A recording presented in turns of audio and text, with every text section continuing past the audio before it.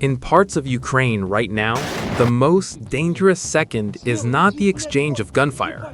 It's the instant someone steps out from cover. A boot hits open ground and the sky starts to count down. An engine stalls and that vehicle becomes a pinned location on someone's screen. That is the real shock of this war in 2026. Control is no longer measured only in yards gained or lost on a map. It's measured in the seconds between detection and impact. A forest can look empty from eye level. A field can seem quiet. But from above, those same spaces act like glass. Heat stands out. Movement leaves patterns. Even a pause can lock in a decision. In this episode, we're tracking the rise of low-altitude air control and how it's rewriting the rules of movement, night assaults, and even what safe means near the line. Because when drones don't sleep, the front doesn't stay fixed, it stretches outward. And sometimes the shortest rest becomes the fatal trigger.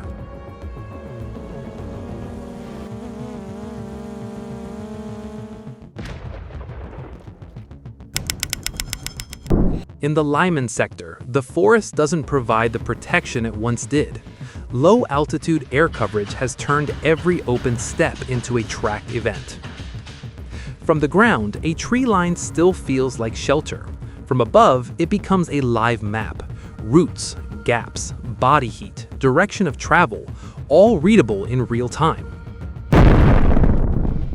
That shift changes the opening minutes of any Russian movement.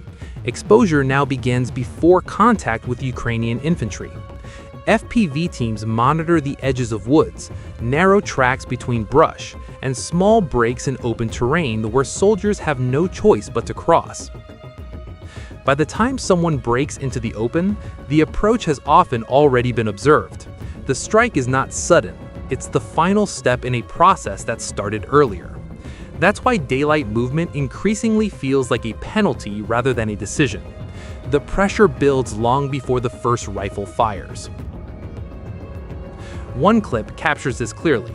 A Russian soldier tries to outrun an FPV drone across open ground.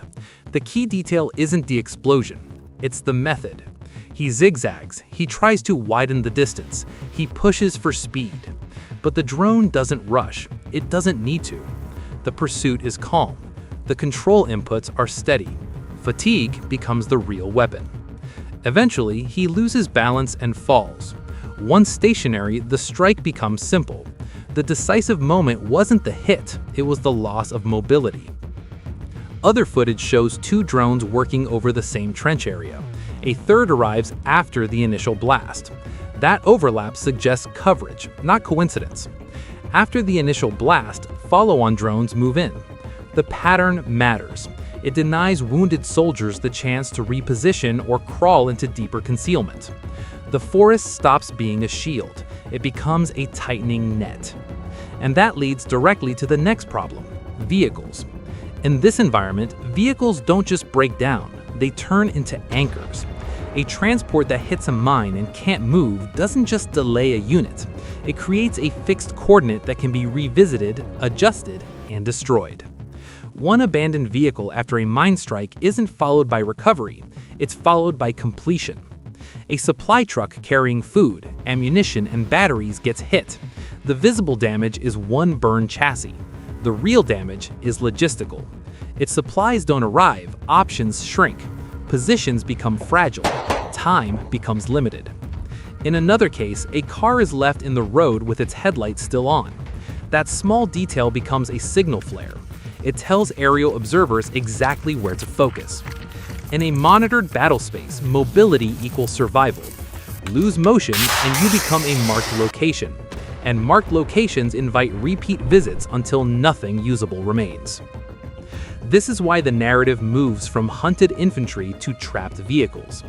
Once motion is punished, speed becomes a gamble. Russia's push for night mobility using quad bikes and ATVs appears logical on paper. Small, fast vehicles, harder to hit with slower fire, able to move along narrow paths where heavy armor would struggle. Field reports describe 3 to 4 soldiers riding a single quad during night assaults. The goal is clear: move a small team quickly instead of forming a slow, visible column. But that choice reveals something deeper. When larger vehicles become too visible or too vulnerable, commanders gamble on light transport and surprise. The problem is that surprise now depends on what overhead sensors fail to detect, not what ground troops fail to hear. And that shifts the risk in a harsh way. Night assaults break down not because of engine failure, but because of early detection. UAVs spot patterns before riders ever reach the trench line. Once a route is identified, the strike sequence begins forming. Darkness doesn't erase signatures. Engines make sound, tires cut tracks, riders cluster on the safest path. A quad carrying 4 men becomes a single, concentrated heat source, easier to track than one soldier moving alone. When the first ATV is struck, reactions often follow a pattern: swerving, sudden stops, riders scattering. Those reactions create even more visible movement from above. What's marketed as stealth becomes a shortcut into a pre-measured kill zone. On the night of January 22, 2026, an ATV push meant to slip in quietly collapsed within minutes.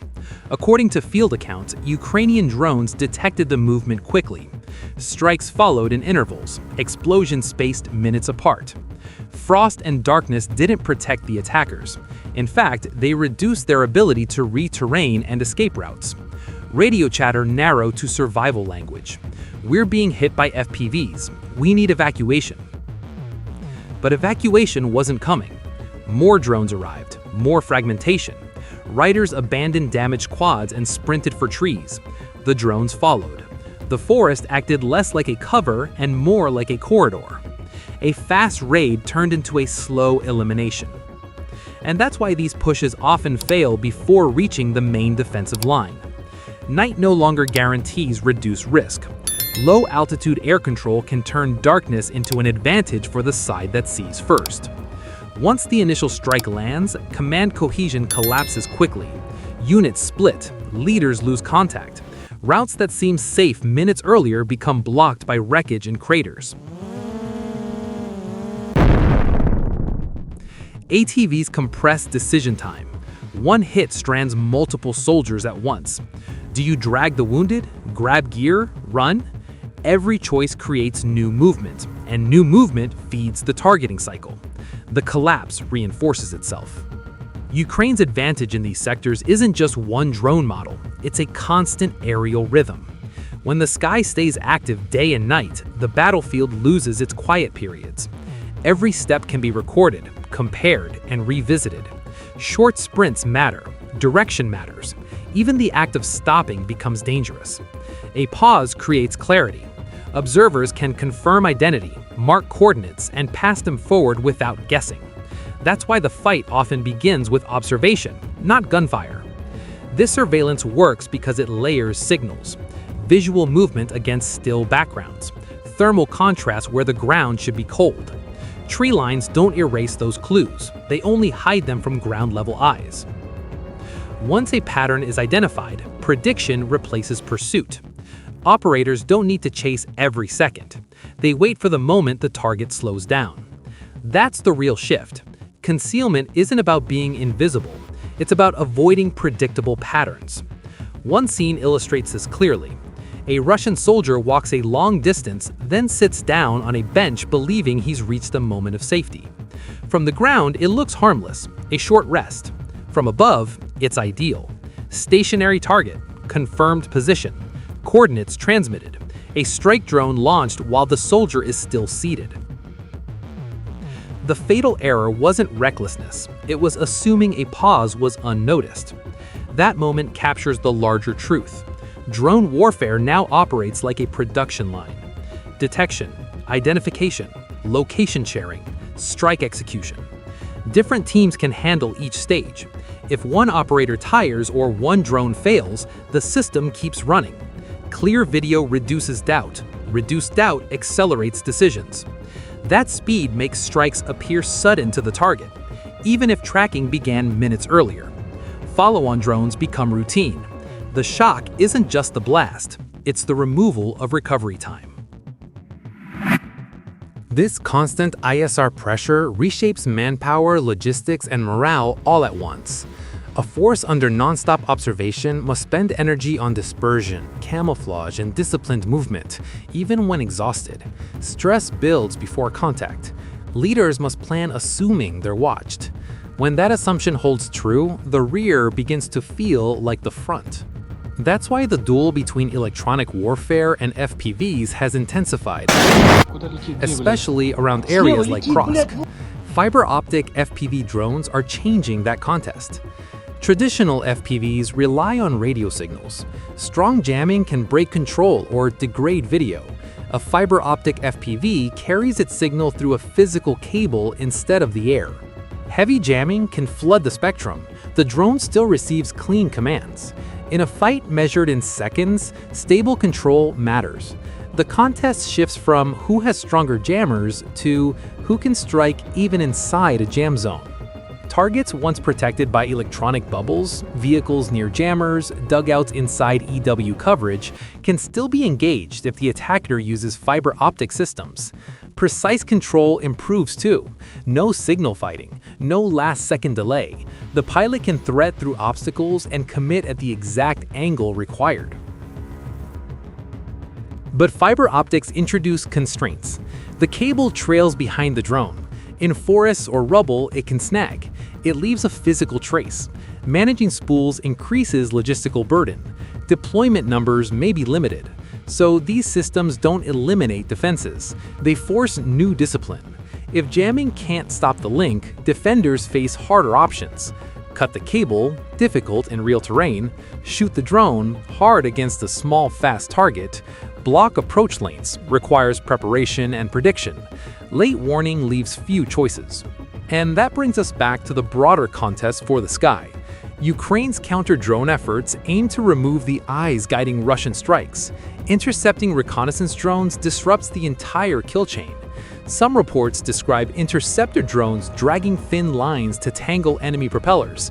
Others mention systems like Aerotroll, designed to disable and recover drones for intelligence instead of destroying them. Captured airframes can reveal software settings, camera types, and sourcing, turning one recovery into long-term insight. The deeper value is timing.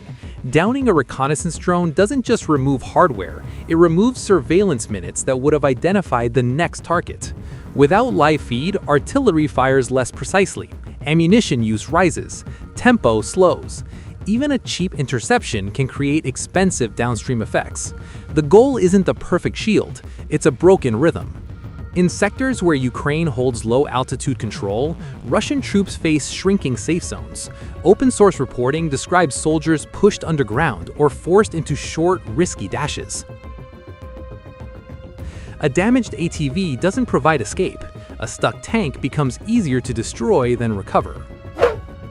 Survival becomes less about location and more about tempo, avoiding detection long enough to break the strike cycle. That's the strategic takeaway. Modern combat increasingly rewards the side that controls observation and turns it into repeatable action. In Lyman and near Prask, the lesson isn't only that FPVs are lethal, it's that the low sky removes the recovery window soldiers once depended on. For American observers, the key question is adaptation. Will new methods, decoys, wider dispersion, short-range air defense, smarter mobility create breathing space?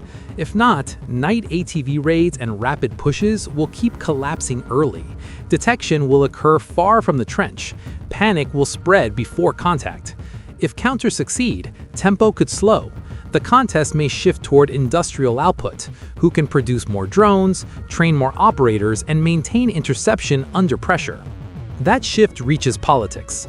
Drone dominance drives spending decisions, industrial priorities, and manpower trade-offs. When the low sky becomes the primary frontline, even small tactical setbacks can ripple into logistics, morale, and negotiation leverage. More than 80% of Russian battlefield losses are now credited to drones. That single figure changes how every armored assault has to be judged. Kyiv reports that Ukrainian drone units recorded 819,737 confirmed strikes last year alone. That number turns the low sky into the primary battlefield. Along forest edges and dirt tracks leading into scattered villages, Russian mechanized formations push forward with tanks and armored carriers, trying to punch a hole through Ukrainian lines. But once aerial reconnaissance detects the column, the mission stops being a surprise and starts running on a clock. FPV drones hit heavy vehicles near the front to slow the pace. Narrow dirt lanes squeeze the rest of the convoy into a tight cluster. Smoke builds, drivers hesitate. One disabled vehicle can block the route like a locked gate. Artillery follows on cue, guided by observers who track every pause and turn. Crews abandon burning armor and run for cover. But the closest cover is often a deserted village or a damaged farmstead near the trees, and that retreat can be even more dangerous. Fiber optic drones can follow movement through fences and rubble without losing signal to jamming. Stay with this breakdown to see how a mechanized assault can collapse in minutes, then shift into a hunt inside a shattered village. The central question is simple. If drones control the tempo, can a breakthrough still happen, or does every push end in a prepared kill zone? The assault actually begins before the first explosion. The decisive moment comes when a mechanized column leaves concealment and enters a monitored corridor. Russian tanks and armored vehicles roll out from a forest edge staging area in small packets. Drivers try to maintain speed while keeping formation tight enough to stay connected. The lead vehicles pick a dirt route with gentle curves. Sharp turns slow heavy armor and force vehicles to bunch together. Within minutes, the convoy is exposed. Dust plumes and engine heat make it easy to track from above. Ukrainian reconnaissance starts working long before the column reaches danger. The objective is simple: maintain continuous visual contact without revealing the observers. Small drones circle high enough to avoid easy gunfire. Operators keep cameras locked on the line of march and mark each vehicle by shape and heat signature. They identify the lead tank. They tag engineering vehicles. They flag armored carriers likely carrying infantry. Each vehicle type signals a different battlefield role. Once contact is confirmed, operators log the column onto shared digital maps. They measure the spacing between vehicle groups and track where tempo begins to falter. Every pause becomes data. Every turn reveals what the column believes is safe ground. On both sides of the dirt track, the soil is weak. Uneven terrain and hidden ruts make the shoulders risky. Swerving suddenly could snap a track or bog down a hull. Disturbed earth hints at possible mines, so leaving the road is not bold, it is a gamble. The convoy sticks to the worn path, and that repetition makes the route easier to predict with every passing meter. Then, rhythm becomes the next vulnerability. The formation wants speed, but rear elements struggle to match the lead when dust clouds, ruts, and limited visibility stack up. Some vehicles surge ahead briefly, then slow to allow others to close in. That pulse repeats again and again. When the column compresses, it also loses clean angles to scan the flanks. The armor is moving, but awareness narrows. That is when the enemy begins shaping the formation, even before firing a shot. Commanders face a hard choice: stop and reorganize, risking being fixed in place, or push forward into a corridor that has already been measured from above. Near a shallow bend where the track tightens, the lead vehicles hesitate. The following vehicles creep closer because there's nowhere else to go. Some crews try to preserve spacing, but dust and trees shrink visibility. Gaps close anyway. The march turns into a chain reaction. One driver's decision sets the speed for everyone behind. One mistake can freeze the entire line. Infantry carriers hold back, waiting for a safer moment to dismount troops. Engineers stay tied to the front, uncertain about what lies ahead. By the time the column reaches the next clearing near the tree line, contact is no longer a question of if, it is a question of where and how soon. The first drone strikes aim to shatter momentum. A moving armored column is hardest to trap, so FPV crews wait until lead vehicles enter a tight dirt stretch, then they dive. A hit on the lead tank doesn't need to destroy it. A sudden stop forces every vehicle behind to react at once. On a narrow lane, spacing collapses instantly. Rear elements bunch together as dust and trees limit vision. Smoke launchers fire. Gray clouds spread across the road, but reduced visibility creates new hazards. Drivers can no longer clearly see soft shoulders, forest cuts, or disturbed ground. Swerving risks getting stuck or hitting a mine. Smoke also complicates defensive fire. Crews scan upward with less confidence. Counter-drone systems activate. Some vehicles attempt electronic jamming. Others fire machine guns at small, fast-moving targets. These measures buy seconds, but they cannot restore surprise. The route and rhythm of the column are already known. Drones overhead scan for heat signatures and motion around yards and collapsed sheds. Teams clear structures methodically. When a hiding group is identified, containment replaces assault. Back exits are covered, drones watch roof lines and alleys, positions are marked. A remote strike seals the structure without close-quarters combat. The village becomes a monitored maze. Fences, rubble, and narrow footpaths turn into tracked corridors under fiber optic eyes. By this stage, there is no clear front line. The battle shifts to sustained pressure on scattered survivors while staying alive under constant aerial search. The pattern is cold and repeatable. Recon detects early, FPV drones break momentum at the front. A choke point forms on a narrow dirt lane, artillery locks the box, cleanup follows. The final phase may be the most dangerous. Infantry must move into trees and abandoned structures, while drones transform everyday terrain into lethal pathways.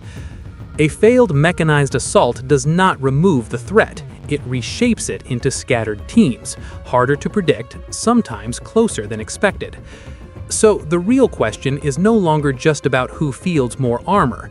It is about who controls the low sky longer, who maintains unbroken reconnaissance, who adapts faster when the road becomes a trap. Can Russia find a way to break through monitored forest corridors? Or will Ukraine refine this model until every push turns into a contest of attrition on narrow dirt tracks? That debate matters more than any single strike. Drop a comment with the outcome you think is most likely and explain why, because that debate matters more than any single strike. Subscribe to Tactical Military for clear, no-hype battlefield analysis focused on what changes next.